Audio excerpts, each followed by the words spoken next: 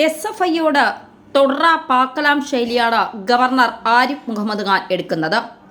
University ക്യാമ്പസുകളിൽ കാലുകുത്തിക്കാൻ അനുവദിക്കില്ല എന്ന SFI വെല്ലുവിളി കഴിഞ്ഞ ദിവസം ഗവർണർ തന്നെ ഏറ്റെടുത്തിരുന്നു. ഇതിന് പിന്നാലെയാണ് കോഴിക്കോട് എത്തുമ്പോൾ കാലിക്കറ്റ് സർവകലാശാല ഗസ്റ്റ് ഹൗസിൽ താമസിക്കാൻ അദ്ദേഹം തീരുമാനിച്ചത്. ശനിയാഴ്ച കോഴിക്കോടെത്തുന്ന ഗവർണർ ഗസ്റ്റ് ഹൗസിൽ താമസിക്കാനാണ് ആദ്യം നിശ്ചയിച്ചതെങ്കിലും വെല്ലുവിളിയെ തുടർന്ന് കാലിക്കറ്റ് സർവകലാശാല ഗസ്റ്റ് ഹൗസിലേക്ക് താമസം മാറ്റി. ഇതോടെ പോലീസ് ശരിക്കും പുലിവാല് പിടിച്ച മട്ടാണ്. Z+ വിഭാഗ സംരക്ഷണമുള്ള ഗവർണർക്ക് സുരക്ഷയൊരുക്കണം. ഗവർണർക്കെതിരെ നിൽക്കുന്നത് ഭരണപക്ഷ വിദ്യാർത്ഥി സംഘടനയും. അതുകൊണ്ട് തന്നെ രംഗം കൈവിട്ടു പോകാതിരിക്കേണ്ടത് പോലീസിന്റെ ആവശ്യമാണ്.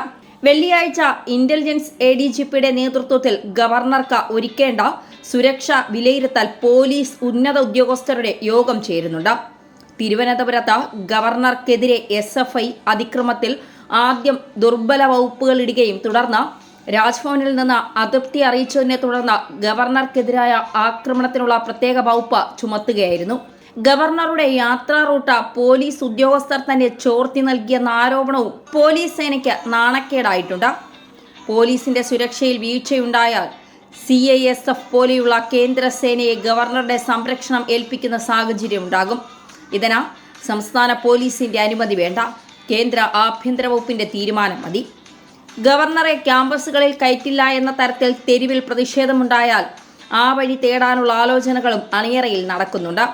കേന്ദ്രസേന ഗവർണറുടെ സുരക്ഷ ഏറ്റെടുക്കുന്നത് പോലീസിന് വലിയ നാണക്കേടാണ്. വെള്ളിയാഴ്ച കോഴിക്കോടെത്തുന്ന ഗവർണർ ശനിയാഴ്ച പാണക്കാട്ടെ വിവാഹത്തിൽ പങ്കെടുത്ത് തിങ്കളാഴ്ച തിരുവനന്തപുരത്തേക്ക് മടങ്ങാനാണ് ഉദ്ദേശിക്കുന്നത്. Z+ കാറ്റഗറിയിലുള്ള ഗവർണർക്കും മുഖ്യമന്ത്രിക്കും നേരെയുണ്ടാകുന്ന ഓരോ പ്രതിഷേധങ്ങളോട് പോലീസിന്റെയും സർക്കാരിന്റെയും LDFന്റെയും രണ്ടു തരം സമീപനമാണ് രാഷ്ട്രീയമായി പ്രതിപക്ഷമുയർത്തുന്നത്. നവകേരള യാത്രയ്ക്ക് നേരെ KSU കോൺഗ്രസ് പ്രവർത്തകർ നടത്തിയ പ്രതിഷേധം അവരിൽ മാത്രം ഒതുങ്ങി നിൽക്കുന്ന സ്ഥിതിയായിരുന്നു. മുഖ്യമന്ത്രിയും മന്ത്രിമാരും സഞ്ചരിച്ച ബസ്സിന് നേരെ ഷൂ എയർ ഉണ്ടായപ്പോഴാണ് ആ പ്രതിഷേധത്തിന് പോലും കനം വച്ചത്. UDFലെ യുവനിരയുടെ പ്രതിഷേധം അവഗണിച്ച് നീങ്ങുക എന്നതായിരുന്നു സർക്കാരിന്റെ സമീപനം. പ്രതിഷേധക്കാരെ കായികമായി നേരിട്ട് ഒതുക്കാനാണ് CPM ശ്രമിച്ചത്. സമരക്കാരെ കൈകാര്യം ചെയ്യാൻ പാർട്ടിക്ക് അവസരം നൽകുന്ന സമീപനമാണ് പോലീസും സ്വീകരിച്ചത്. പോലീസിന്റെ നിലപാടിനെ കോടതി തന്നെ ചോദ്യം ചെയ്തതിന് പിന്നാലെയാണ് ഗവർണർക്ക് നേരെയുള്ള SFI പ്രതിഷേധത്തിൽ പോലീസ് പ്രതിക്കൂട്ടിലാകുന്നത്. തനിക്ക് നേരെ ആക്രമണം നടത്താൻ മുഖ്യമന്ത്രി നിർദ്ദേശിച്ചെന്നാണ് ഗവർണറുടെ ആരോപണം. പ്രതിഷേധക്കാരെ എത്തിച്ചത് പോലീസ് വാഹനത്തിലാണ് എന്നും അദ്ദേഹം പറയുന്നു.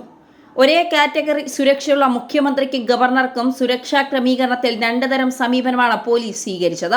മുഖ്യമന്ത്രിയുടെ വാഹന വ്യൂഹത്തിന് അടുത്തേക്കെത്താൻ പോലും ആരെയും പോലീസ് അനുവദിക്കാറില്ല. മുഖ്യമന്ത്രിയുടെ സുരക്ഷാ ചുമതലയുള്ള കമാൻഡോകൾ സഞ്ചരിക്കുന്ന കാറിന്റെ ഡോർ തുറന്നു പിടിച്ച് പ്രതിഷേധക്കാരുടെ അടുത്തേക്ക് ഓടിച്ചു കയറ്റുന്ന രീതിയും ഉണ്ടാകാറുണ്ട്. ഇതേ സുരക്ഷാ വിഭാഗത്തിലുള്ള ഗവർണറാണ് നട റോഡിൽ താൻ ആക്രമിക്കപ്പെടുകയാണെന്ന് പറഞ്ഞിരിക്കുന്നത്. ഇത് വലിയ രീതിയിലുള്ള പ്രതിഷേധങ്ങൾക്ക് ഇടയുണ്ടാക്കിയിട്ടുണ്ട്.